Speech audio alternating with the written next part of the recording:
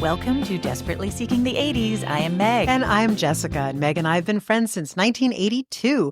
We got through middle school and high school together here in New York City, where we still live. And where we podcast about New York City in the 80s. I do Rip from the Headlines. And I do pop culture.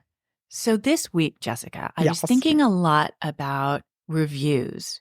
Because you talked about a review last week, and, you know, one of my favorite episodes is when you went really deep on the Moose Murders review. By going deep, you mean losing my mind, cackling, yes. Yeah.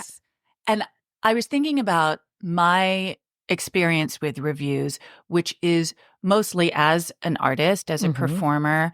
Reviews affect the business so profoundly. A good review will mean, oh my God, you're going to sell more tickets. A bad review means you will most probably close early because that's just the way the business is structured, which is an enormous amount of responsibility for one person's opinion. All right. So we'll just leave that there for a second. Like one person, really, New York Times, whoever reviews it for the New York Times, is that one person's one experience, that one evening, right? I think as consumers, we're really lucky if we can find, and not just like theater, but like movies and food as well, and restaurants. If you can find a reviewer who really speaks to you, so you feel like I can trust that person. That's awesome. I don't really know people who say that all the time, though. Like, oh, I'll do whatever so-and-so says, right? Anyway, I lay that out. What I was thinking about this week is, I guess because of the times that you've been reading reviews, something I'd never thought about before is that it's also a historical document. Yeah. So whatever we think of that ephemeral moment in time is now in stone because of one person's experience one evening. There's something about that I'm not really excited about. Or I just go like, all right, please, you know, if you are a critic, if you are a reviewer out there, realize this isn't, sure, you know that you're affecting business, but also realize like you've got like a bigger responsibility than even that. One thing I was going to ask you, because right before we got on, you said you saw Death Becomes Her. Did you know it had awful reviews? Yes. And what did you just tell me before you sat down? I said, I have not laughed that hard in the theater in a very long time. And I will even expound on that. But I have two quick things to say on the subject of reviews and critics. Number one, on my flight to London, I watched a movie with Ian McKellen called The Critic. And it's about exactly what you're talking about and the effect of one critic and the effect of what that critic does to other people and how it bounces back to the critic. So it's very dark. It's kind of amusing, but it's dark. I recommend it. Cool. Good movie. Number two, the way that you are describing theatrical reviews is very intriguing to me because, you know, I live in the land of book reviews. And the thing that's so weird about book reviews is that the book reviewer, in my mind, has become defanged and declawed to some degree because you have Goodreads and Amazon and every person weighs in and you get these numbered ratings because you have these large groups of people. And in my experience, like the only way that I could handle it, because like I had like with my second, I had really good critical reviews, but the average person was lambasting me. And the only way to handle it was to completely own it and use it as a brand. Right. But it's harsh because you have so many people, and like with movies with Rotten Tomatoes, like you have these amalgams of human beings, whereas in the theater, you've got the one.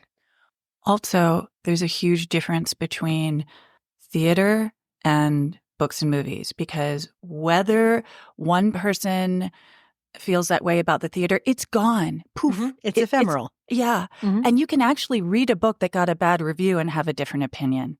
And you can go see a movie that had a bad review in 1975 and see it now and go, that was ahead of its time and nobody gave it credit. Yep. But now we can see it now and realize it was kind of brilliant. That can exist for theater. No, I get it. I think that is fascinating. And you live and die by this one person. So I just saw Death Becomes Her, and I went because Nick had free tickets. We were planning to leave after the first act. We had gone to dinner. We had our chat ski. We were sitting down like, we'll turn our noses up at this. And by the way, we were in the fourth row center. We had unbelievable tickets. The opening number, we looked at each other and just started gagging with laughter. That's awesome. And we looked in the playbill, and the people responsible for the lyrics were comedians. I don't know if the opening number is something that you can see online yet, but I will say this, and it's very in keeping with everything that I've ever presented on this podcast. It is the campiest, gayest, most self-referentially camp show I have ever seen. And that includes drag shows that I have been to. And it's so witty. And the entire audience was rolling out of their seats. So I got to say, if I can do anything to counteract the New York Times, oh my God, what a hoot. Awesome. And now, forever, this podcast will exist and someone will hear it and know that Death Becomes Her wasn't an awful show because you loved it. We couldn't stop laughing.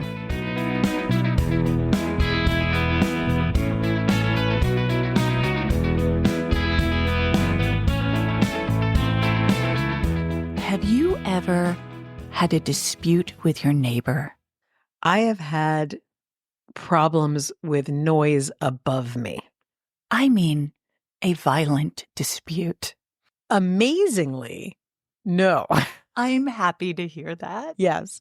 I understand that the likelihood was that there were, punches thrown, but Look, no. We all in New York City, we live really close to each other and we live really close to strangers. And the idea that we would all be like happy-go-lucky all the time, like kind of slim. So it's really remarkable that there isn't more dispute. Well, I'll tell you something. Yeah. Having been a mediator in the New York court system, I can tell you that the number one dispute that happened frequently to me is noise above. Is there a carpet? Yeah. And that you have to have a certain amount of floor space covered. And people, perfectly nice people, have no awareness of what they're doing in their apartments. So there was a couple above me, they had the proper coverings on the floor, but where they didn't have any rugs, there was a toddler who was throwing blocks on the floor. Now, how do you deal with that? What do you say? It's time to be better parents and not total dicks who don't pay attention to what's happening in your apartment. You can't. It's really difficult. I have actually had, as the neighbors across from me, from my time as a child, frequently elderly people. The people across the hall from me growing up were like my grandparents. When I lived on 90th, the people across from me were in their 80s and they looked after me and I looked after them. So that's been my experience with the people who I actually opened my door to look at. Thank you for that. Yes, I'm happy to share it with you. My sources are the New York Times, Vanity Fair, and FBI Files. Da, da, da. It's on YouTube. YouTube has all kinds of offerings. I'll just say that. But it was really cool, to hear interviews with the actual people who are part of this story. I'm deeply into that. Okay. At 3:30 a.m. on February 26th, 1988, 22-year-old officer Edward Byrne. Oh, like Ed Burns? Yeah, except not. Okay, well, he's missing an S. He sat in his patrol car on 107th Avenue and Inwood Street in the South Jamaica neighborhood of Queens. He was keeping an eye on the house of Mr. Arjun, who was a local Guyanese immigrant who was a fleet manager with a laundry company. He had a pretty good job. Mm-hmm. And he had bought a house in South Jamaica, Queens. Now, over the preceding months, Mr. Arjun had called the police a number of times to complain about crack dealers doing business right in front of his home. Then, on November 10th, Mr. Arjun's house was firebombed. Claude Johnson, who is 28, and Robert Webster, who is 17, threw Molotov cocktails into Mr. Arjun's home, presumably in response to Mr. Arjun's complaints. So retaliation. By crack dealers. We assume. This is all, we just assume that, right? Mm-hmm. That morning, Mr. Arjun told of how he'd heard his dogs barking at 4:25 a.m. and then 4 flaming bottles bounced off his house. Now, they didn't catch fire to anything. What a miracle. Maybe everything's going to be okay, right? Mm-hmm. But then 2 hours later, he saw Claude and Robert approaching his home, each with a flaming glass jar. This is a quote from Mr. Arjun. "I shouted to my family to wake up. I ran to the window where this gentleman, Robert Webster, who again was 17, was trying to open my window. I looked at his face. He looked at me. He was determined to burn my house."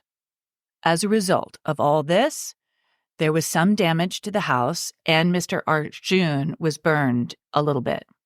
But other than that, thank God, everything was okay. Then on November 25th, so this is just a couple weeks later, right? Mm-hmm. All of that happened on November 10th. Now it's November 25th.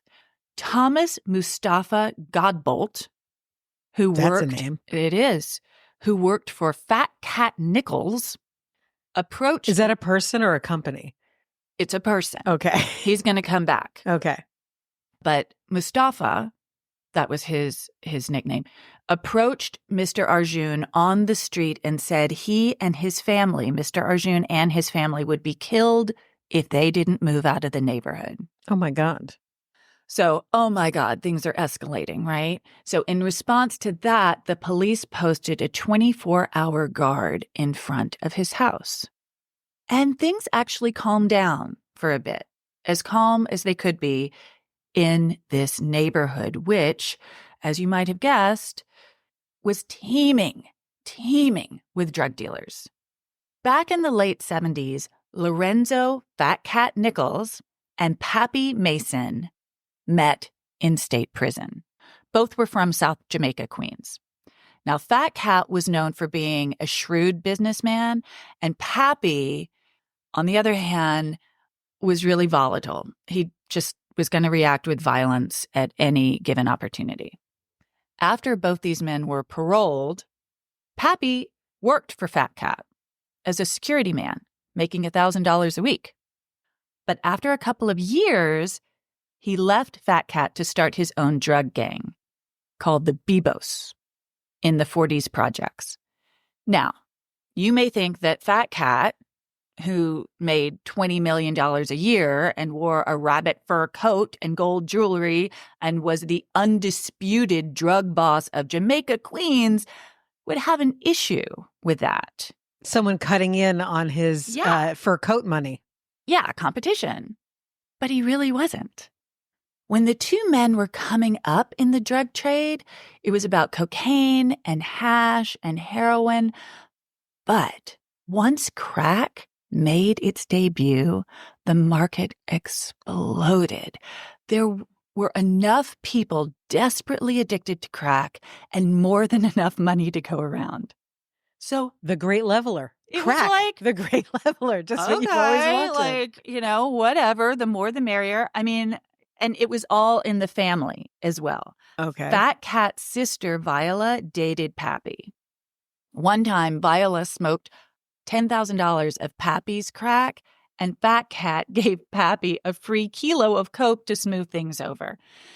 Who can So- live and smoke that much crack? What is this woman made of? Jesus Christ. And Pappy's mother, Claudia, Mrs. Bebo, was in on it as well.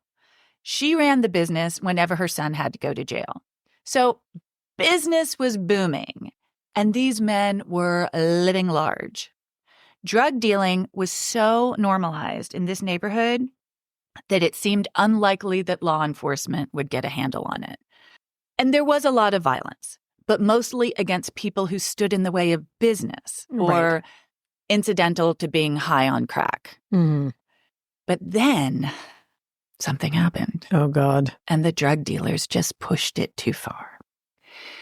When Fat Cat was out on parole, his headquarters were at Big Mac's Deli, and it was raided by the police. And he was caught red-handed with 2 ounces of cocaine, 6 ounces of high-grade heroin, several pounds of marijuana, police scanners, scales, a money-counting machine, $30,000 in cash, an Austrian semi-automatic, and 2 loaded pistols. Wait, I have to just stop you for a second. When you first started describing what he had on him, I was imagining the drugs like in pockets in his big fur coat. And when you got to scales, I was like, what? He's got what else? It's like, remember Captain Caveman could like pull a bicycle out of his hair? That's what I'm imagining Fat Cat No, what doing. you need to imagine is the back room at a deli. No, I clued into that. All right. It took me a second. So That's a lot. This is pretty and good. like, when I evidence. said caught red-handed, like, I mean, there wasn't a secret exit. I mean, he was just there with all of that incredibly incriminating stuff. He was arraigned and shockingly able to post bail. I mean, not shocking that he had all the money, but shocking that they let him post bail. Oy. And he went home. At least he wasn't a flight risk. They knew he wanted to be near his mummy and his $10,000 of crack sister. I'm never going to get over that, by the way, because I want us to figure out exactly how much that is on Like the market. visually? Yeah, like how many ounces of crack that is, and the average person, how much of that can you do before you drop dead? Like what are we actually dealing with here? Because it seems insane. I'm a little obsessed. When he checked in with his parole officer, Brian Rooney, he lied and said the arrest was all a misunderstanding. He'd just been at the deli to buy a sandwich. Rooney arrested him on the spot for a parole violation. You are not allowed to lie to your parole officer. Oh, big mistake. And Fat Cat went back to jail. And this pissed him off. And he arranged for Rooney to be gunned down. And the word on the street was that Pappy did the hit for him. Oh my God, he killed him. Oh, yeah.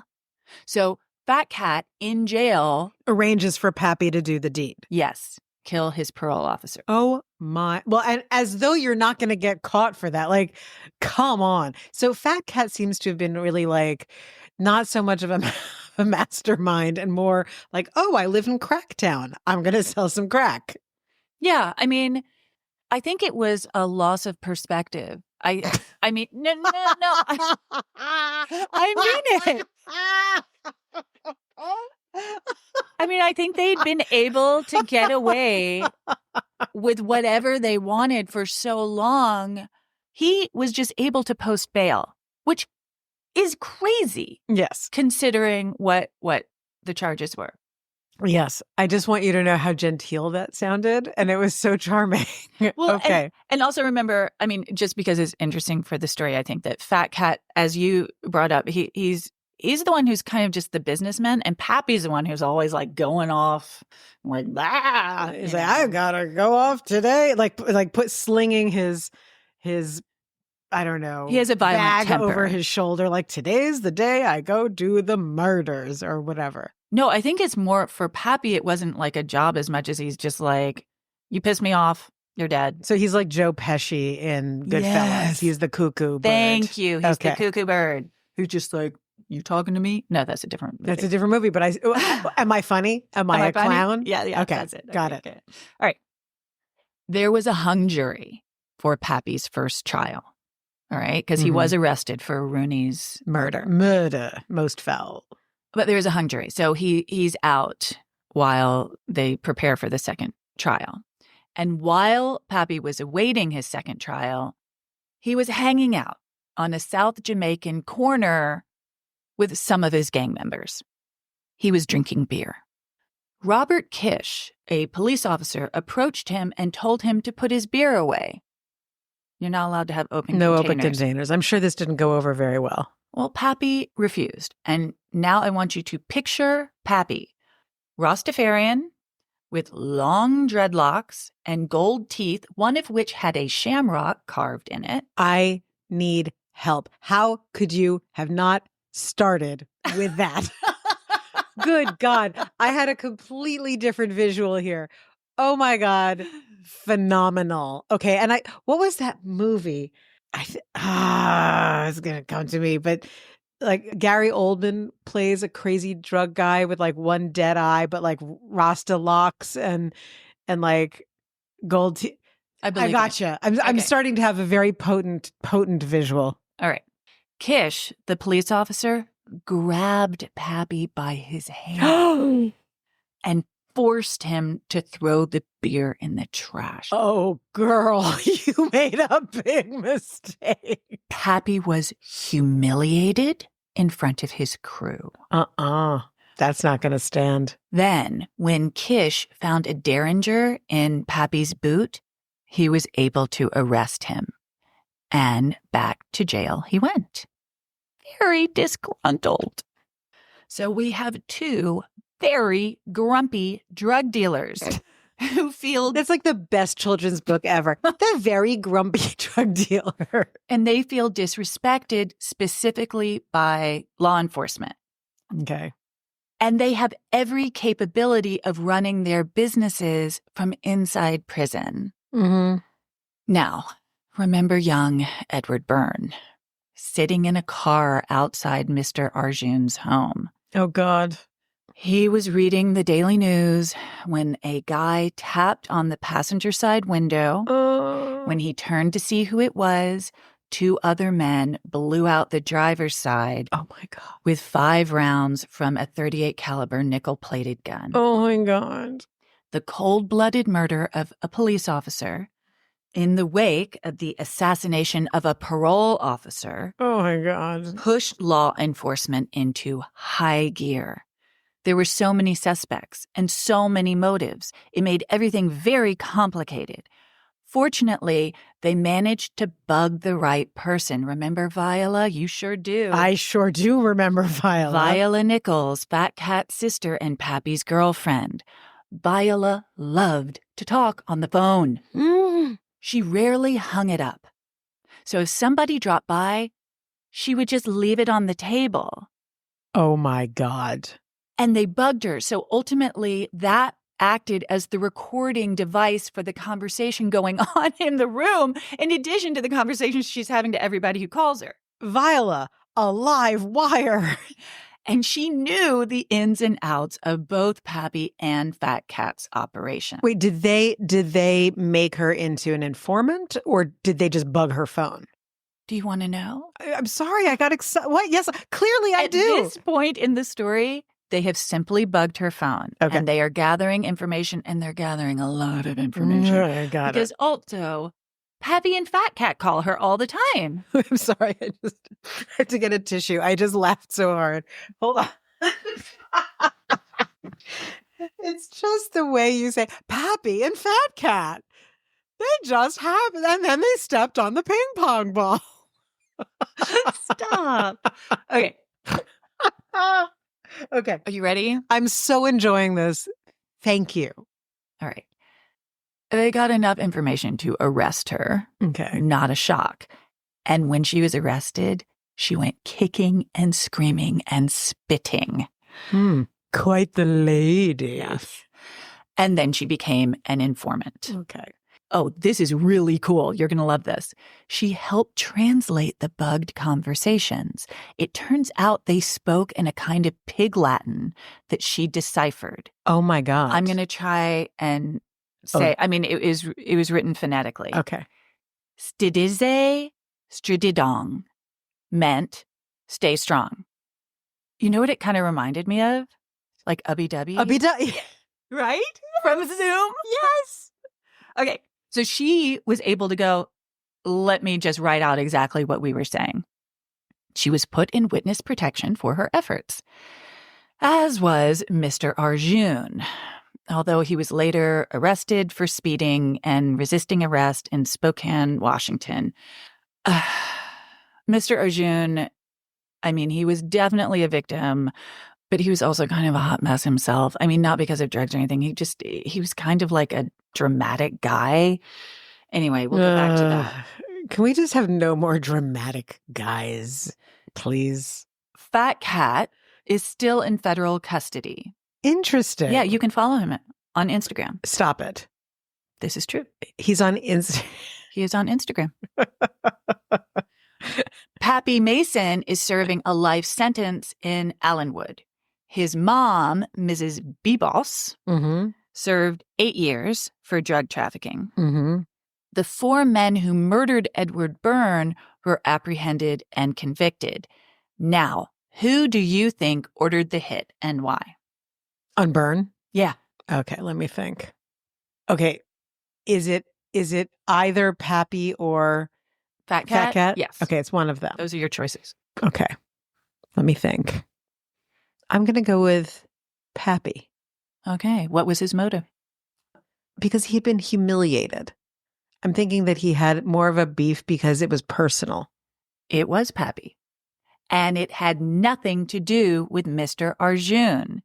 See, that's what confused people for a while. They just kept going, well, he was guarding Mr. Arjun's home, so it must be a connection. No. Is it because of the yanking the dreadlocks? He was pissed at police officer Robert Kish's disrespect when he was drinking a beer in an open container. So I paid attention. Well done, Jessica. Thank you. He told his soldiers to assassinate any police officer in retaliation. And poor Edward Byrne was a sitting duck.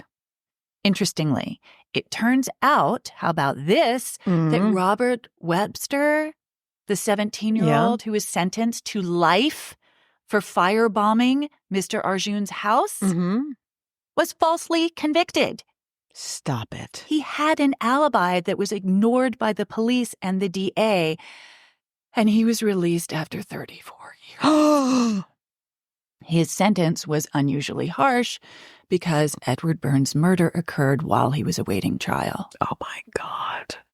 So just, oh, my God. What a awful. mess. Yeah. And Edward Byrne became a martyr and a symbol for the war on drugs. Reagan called his family to offer condolences. Bush carried Byrne's badge with him during his 1988 presidential campaign. A school, a park, an avenue, and a baseball field had been named after him. And the United States Department of Justice established the Edward Byrne Memorial Justice Assistance Grant Program, which helps focus on officer safety. Wow. Now, remember, I told you off mic that this was a requested story. And when I first started looking into it, I was like, oh my God, this is such a web of crazy. I don't even know, like, you're going down one path and then they're like, no, wrong path. Try starting over and go the other way. Like, really? I think it's a story about location. I couldn't agree with you more. I think it's about when a neighborhood becomes the epicenter. Thank you. Yes, that's it. Which of course also raises the question, why this neighborhood, why that drug at that time? And I know that that's a whole second episode about what is it? Was South Jamaica? Yeah, South Jamaica, Queens. There were projects there. And drugs definitely had a hold there before crack happened. And when crack happened, everything exploded. Do you remember, it's just occurred to me 3 seconds ago, as we're talking about crack, as one does. And you were saying that there was enough money to go around. There wasn't worry about competition because it was so highly addictive. So many people were addicted that it was just like printing money.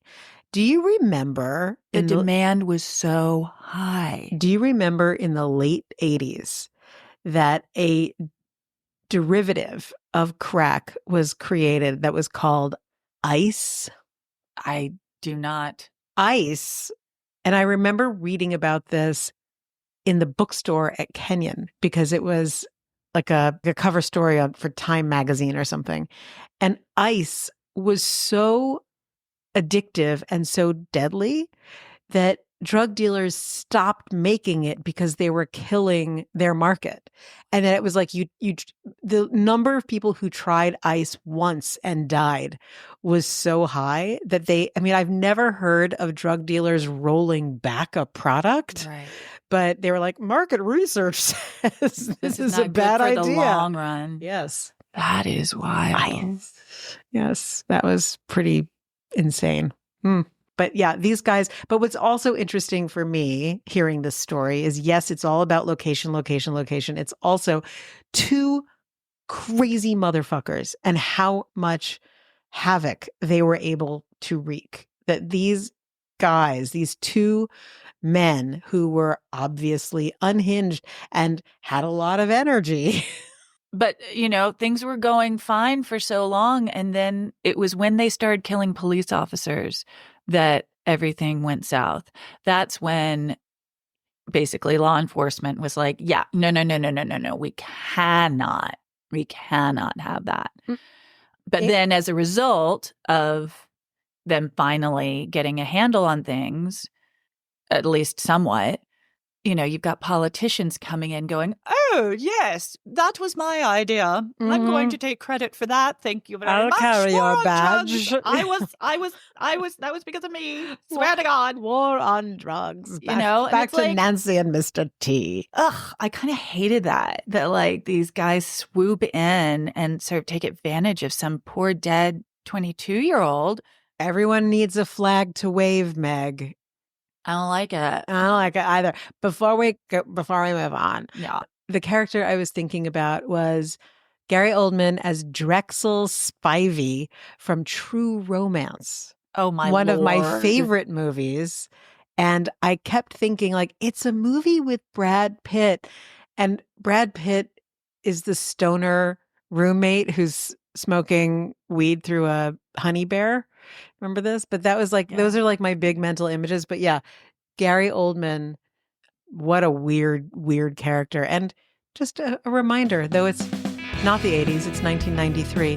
What a great movie.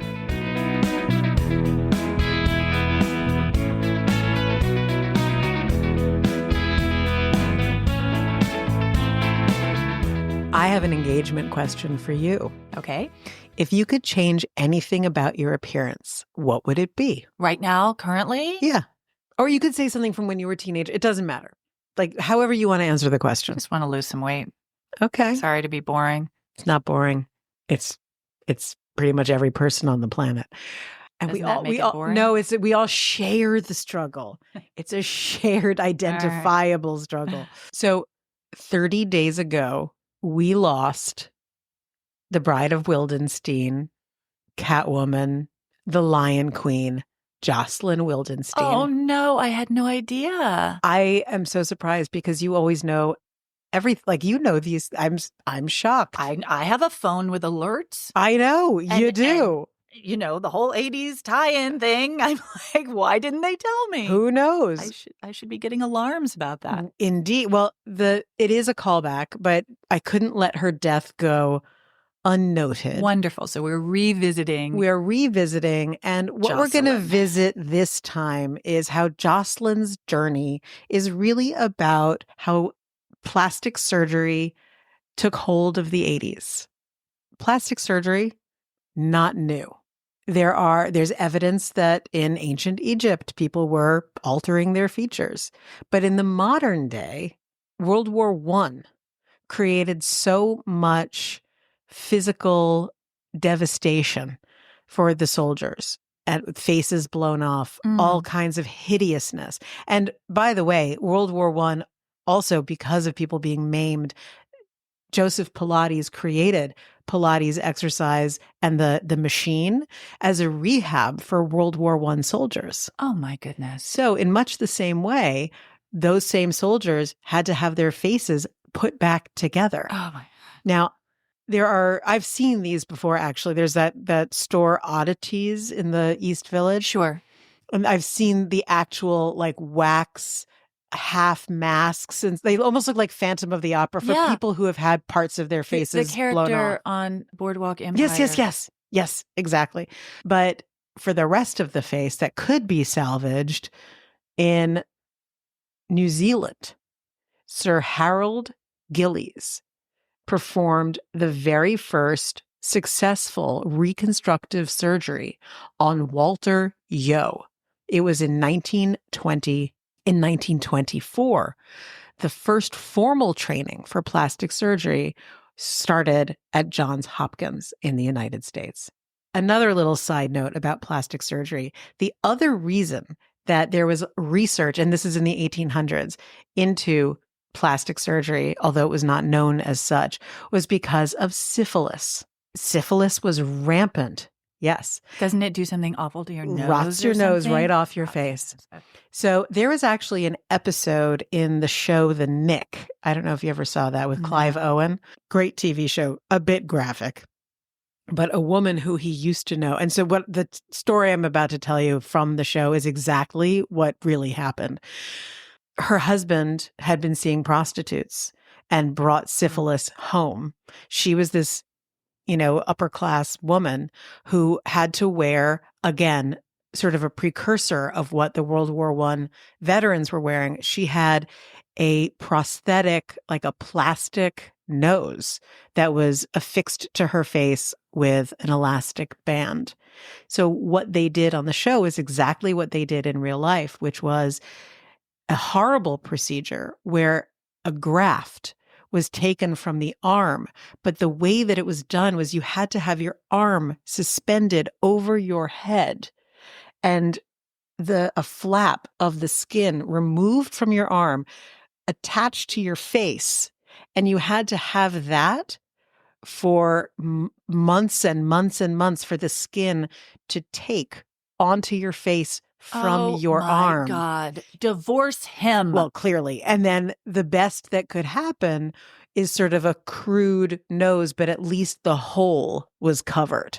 Can we just say, thank God for modern medicine? Thank God for modern medicine. Jesus. So plastic surgery, not new. In 1924, rhinoplasties became quite popular. Do you remember the TV show The Swan, that hideousness? I think it was the 90s, but it might have been the aughts. Yes. When it was a reality show where a woman who wanted to have plastic surgery came in and they just redid her top to bottom. It was worse than that. It was a beauty contest. It was an ugly contest. You had to be judged awful enough looking to merit getting the full makeover. Oh, God. And it was two women, and they couldn't have a mirror during the entire time. And they were, made to lose weight, and they had hair plugs, and they had nose jobs. They had their ears pinned back. They had their teeth completely capped and redone.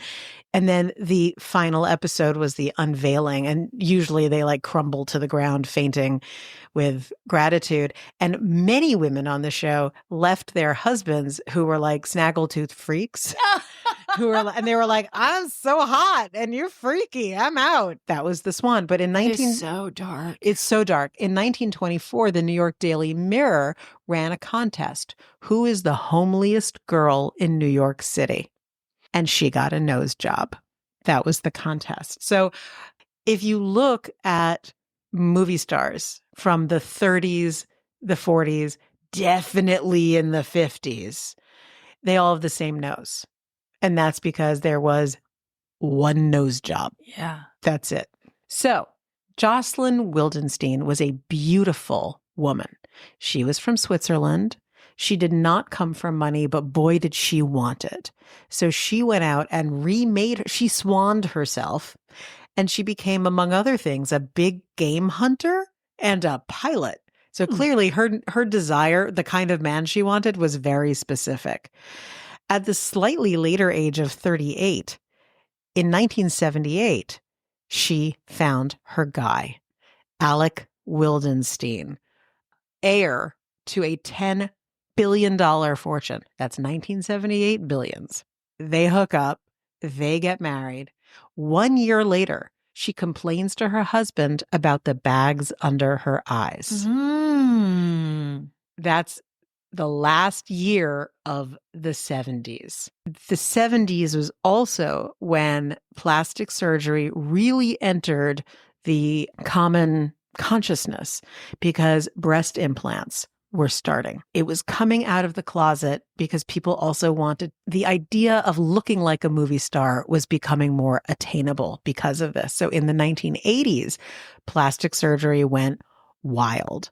However, the techniques, and not so good. No. So here's what was happening in the 80s with plastic surgery. Facelifts, subfacial dissection, which means you lift the skin independent of the muscles and connective tissue.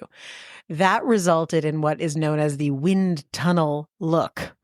My brother and I used to sit in the car with our parents who would, like, to their own horror, laugh at this.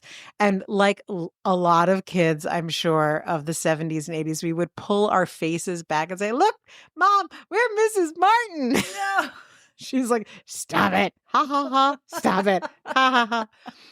Then there was SMAS lifting, where you manipulated the muscles and the nerves to affect the look of the skin. So now you're cutting into muscle and not knowing what's going to happen. God. Finally, and this is where things start to get a little less haphazard, you've got ligament manipulation. Ligaments in the mid-face are manipulated so you have a more natural look instead of pulling everything up from the top like you're making a bed. Nose jobs, as we know, were old hat at this point. There was the beginning of skin resurfacing. So now you go for a facial and you get a nice little sandblasting.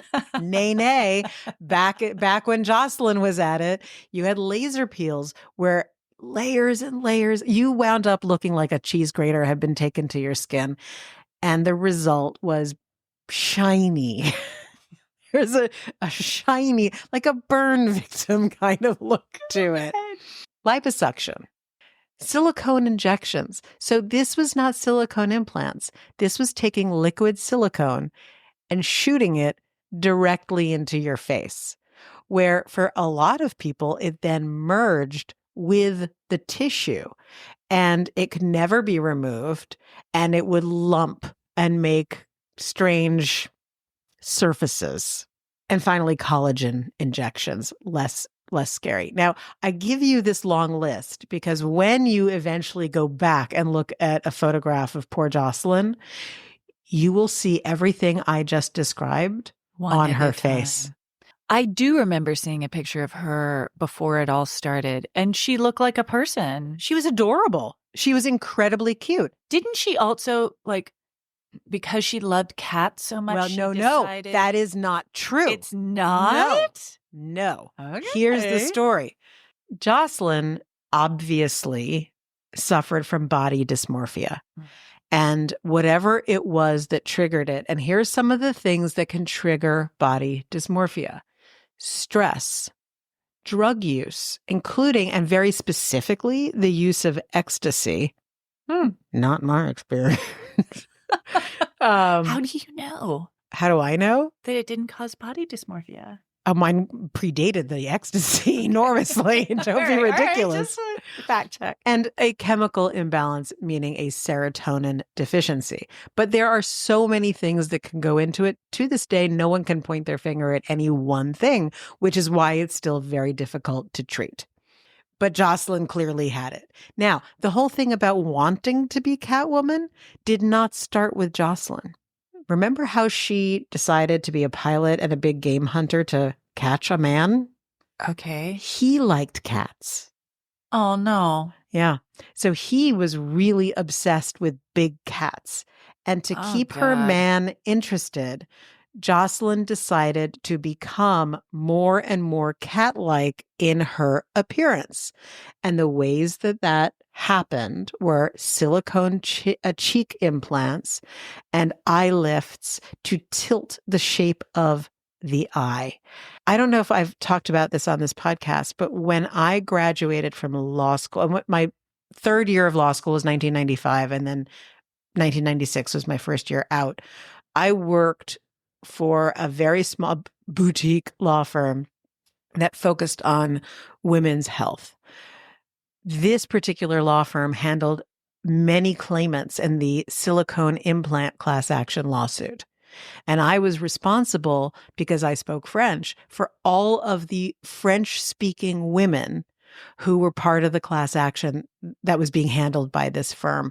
It was the most harrowing experience every day. Medical photographs Oh, God. coming in and seeing this and the crying. And it was, I'm 25 years old and I can barely tie my own shoes. So this was horrific.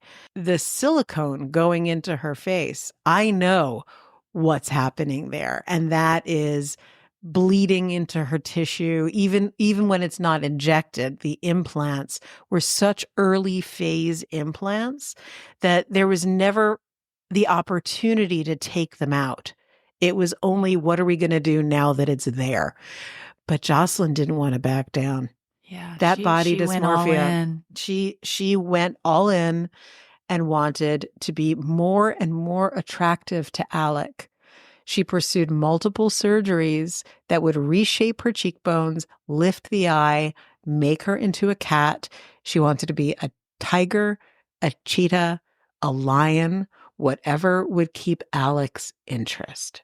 There are many plastic surgeons who have speculated on what actually was done to her. So I found Dr. Jerry Chittister, known as Dr. Chitty, who speculated the following list to add to the list that I've already given us. 8 items: multiple facelifts, eyelid lifts, cheek implants, chin implants, dermal filler injections, resurfacing, upper lip lift, nose job. She wanted all of this done not only because Alec liked cats, but because Alec was noted for saying how much he hated old people. How old is Alec? Too old. And in 2024, just another note on body dysmorphia and denial. I mean, by the time it was towards the end, boy, did she look. I mean, how she looked at the height of the Catwomanness was glorious compared to the end. And she said she insisted that she had never had anything done, only Botox. Honey. But here's what happened with good old Alec. In 1998, Alec, who doesn't like old people, is found in bed by Jocelyn with a 21-year-old model. Gross. He said that during the divorce proceedings that he told Jocelyn not to have the surgeries, but that she saw fixing her face as the same thing as fixing a chair, something easily done. He said, you cannot fix your face like it's a chair. But we know she got a good settlement. Let's move on the from divorce, Alec. During the divorce, during the settlement, and I'm about to tell you what the settlement was. See, the big question, and this is very much like Michael Jackson and all the people who who have been devastated by plastic surgery. Why didn't anyone stop them? Yeah. Who was there who could stop them? Well, one person tried, the judge in their divorce case. And the judge said that she was not allowed to use any of the alimony for further surgeries. And the alimony could be stopped if she continued to use it for her face. Okay. I don't know how I feel about that. And interestingly, it was a woman who said That's this. very patriarchal, though. Yes, that's why I'm saying, interestingly, a woman. The divorce settlement was estimated between $2.5 and $3.8 billion. She got $100 million a year for 13 years. In 2018, Jocelyn Wildenstein filed Chapter 11 bankruptcy. What? What? Claiming she had $0 in the bank and tangible assets of $16.39 million against liabilities of $6.38 million.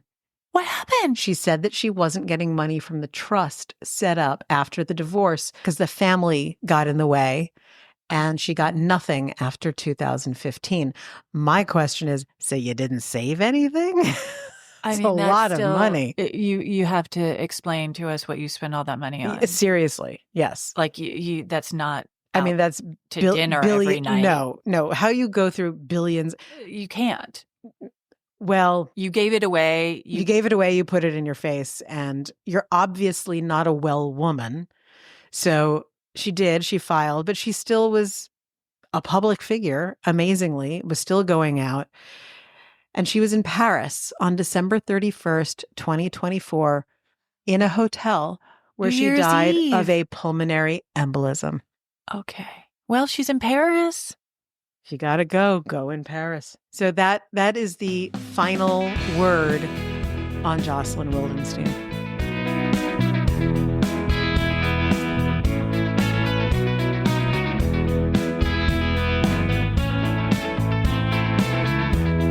And what's the callback? What was our episode number the last time we discussed Jocelyn? 50. And it was punch to the face, scalpel to the kisser. Yes. Episode 50. Episode 50. So 84 episodes later, Jocelyn has shuffled off this mortal coil. R.I.P. R.I.P. And we have to honor her as one of the, like it or not, great faces of the 80s. So what's our tie-in? Okay, it's really tenuous because this was my a tough favorite one. kinds. Okay, so on one side of this podcast, we have firebombing Yes, we do. and burns. Okay. And on the other side, we have really savage laser resurfacing that makes you look like a burn victim. Okay. Well, just leave it there. All right, just leave that on the table. That's the best I can come up with. Guess how many reviews we have on Apple Podcast? Off the top of your head. 30. Jessica, we have 79. Shut up. And by the way, 5 stars. I know. I board. mean, I look at them, but I never scroll backwards. So Oh my God, they're and you know so me, I'm great. always like, oh, look what's in front of me. Oh, look, that's what's happening right now. That's fabulous. But this is what I want, Jessica. You want to reach 100. I sure as hell do. I want us to reach 100. So what can we ask of our loyal, wonderful, amazing listeners?